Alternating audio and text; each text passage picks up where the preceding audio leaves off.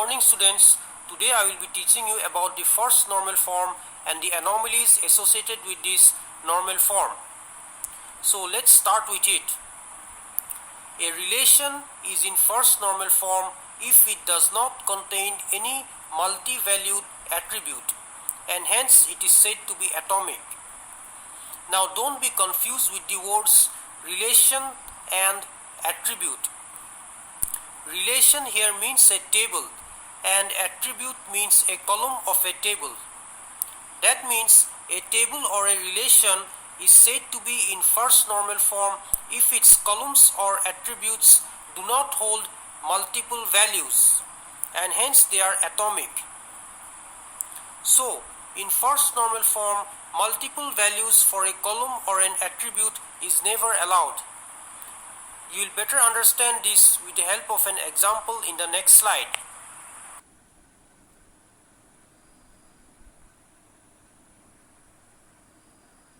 Consider the table student device master in this slide. If you notice the column SID, you will find that the entry S10 is listed 3 times. At first for the device RAM, then again it is listed for the device pencil, and then finally it is listed for the device pen. As a result, there are 3 records with SID as S10. But we could have made it much simpler by putting all the devices in the same record, and then S10 will be listed only once. And that I will show you in the next slide with an example.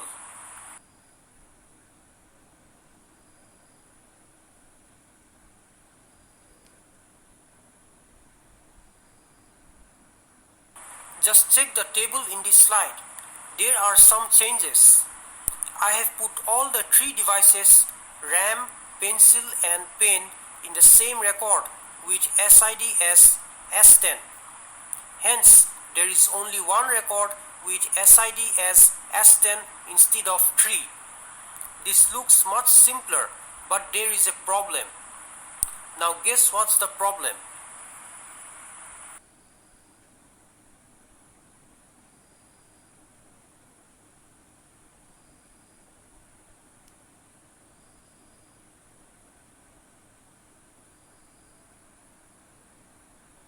The problem is that the table is not in first normal form.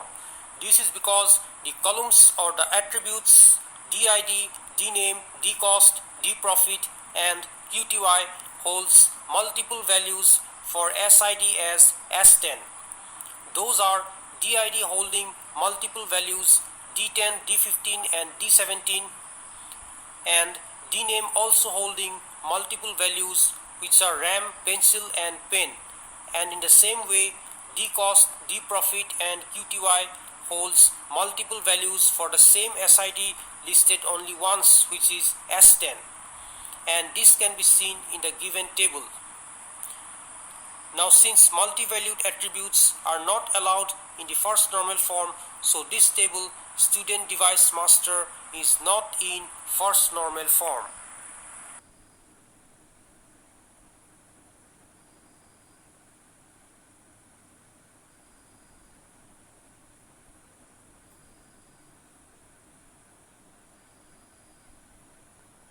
The above table student device is in first normal form, as the attributes or the columns in the table do not hold multiple values for a particular SID.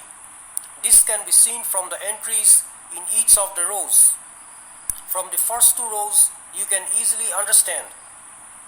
For SID with value S10, the columns DID, DNAME, DCost, DProfit and QTY do not hold multiple values. It holds only a single value, which is D10 for DID, RAM for DNAME, 850 for DCost, 20 for DProfit and 1 for QTY. Again, for SID with value as S20, the columns from DID, DNAME up to QTY also do not hold multiple values. It holds only a single value, which is D20 for DID, pen drive for DNAME, 400 for DCost, 20 for DProfit and 2 for QTY. So clearly, the above table is free from multi-valued attributes and hence it is atomic and also in first normal form. Even if the table is in first normal form, it is not free from anomalies or problems.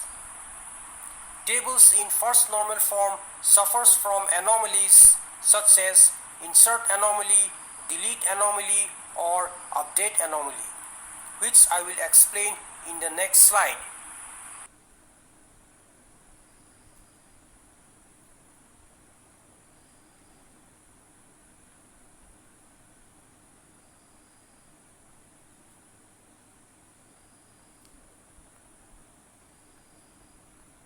Just consider the table student device in this slide. All the rows in the table are uniquely identified by the SID. This is because each entry under the SID column has distinct values, which are S10, S20, S30 and S40. Clearly, there are no duplicate rows. That's why SID acts as a primary key column for this table named student device. This table holds two pieces of information, one for the student represented by the columns SID, SNAME, SCT and SState, and the other for the device represented by the columns DID, DNAME, DCost, DProfit and QTY. QTY here means quantity. However, if you consider the columns DID, DNAME, DCost, DProfit and QTY, you will notice that there are duplicate entries for these columns as represented by the entries with color red. Each colored entries holds the values D10 for DID, RAM for DNAME, 850 for DCost, 20 for DProfit and 1 for QTY. In such cases, we may encounter three types of problem. Those are insert anomaly, delete anomaly and update anomaly.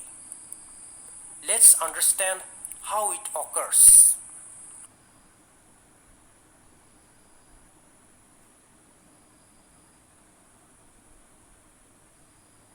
The first type of anomaly is the insert anomaly.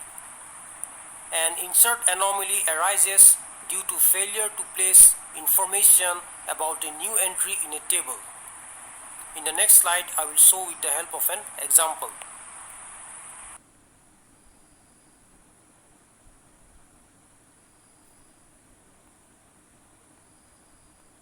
Just consider the table in this slide.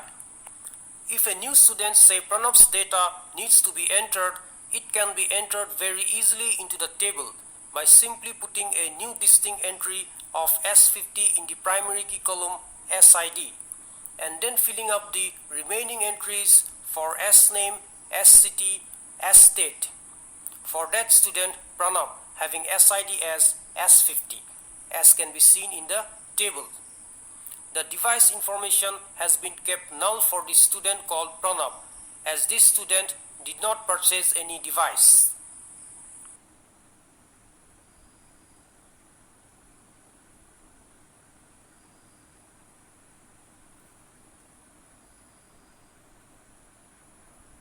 Now let's take another scenario.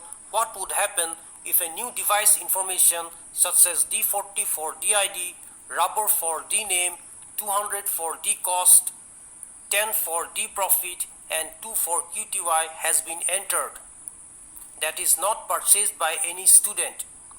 Then in that case it cannot be inserted because the primary key column SID cannot be null.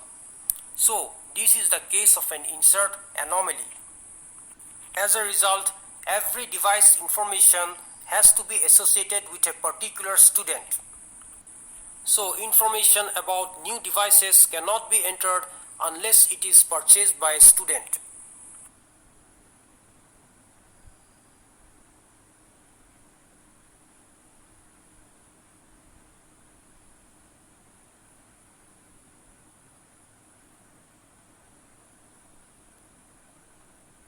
The second type of anomaly is the update anomaly.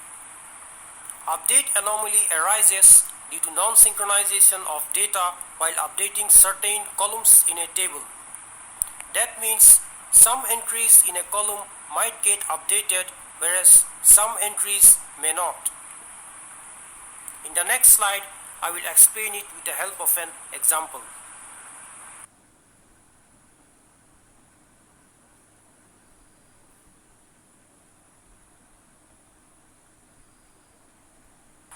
We have seen that update anomaly arises due to non-synchronization of data while updating certain columns in a table.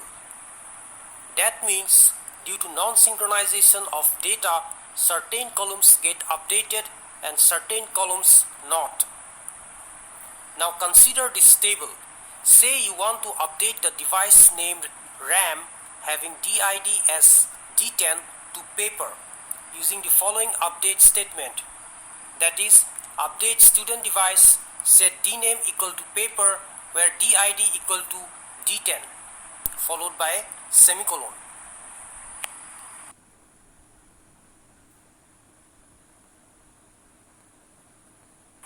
Now the question is, what will happen if it is correctly updated in two places but not updated in one place, which is shown by the following table. In this case, D10 refers to RAM as well as paper, which is clearly ambiguous, as two devices cannot be assigned for the same device ID, which in this case is DID having the value D10. This is known as non-synchronization in a table, which is the case of an update anomaly.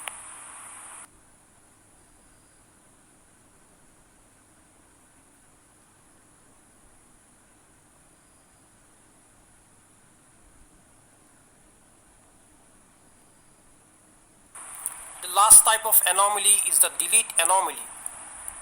So what is a delete anomaly? A failure to remove information of an existing record from a table causes delete anomaly. In the next slide, I will explain it with the help of an example.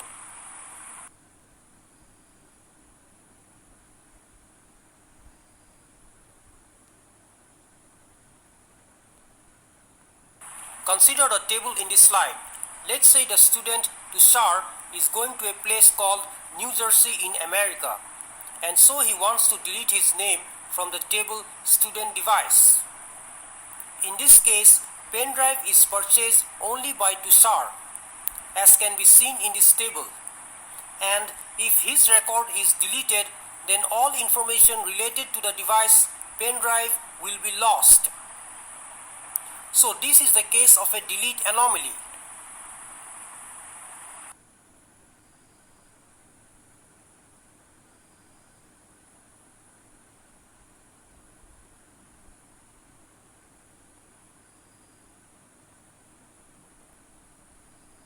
So let's take a summary of what has been discussed. A table is in first normal form if it does not contain multi-valued attributes. A table in first normal form is not free from anomalies such as insert anomaly, update anomaly, and delete anomaly.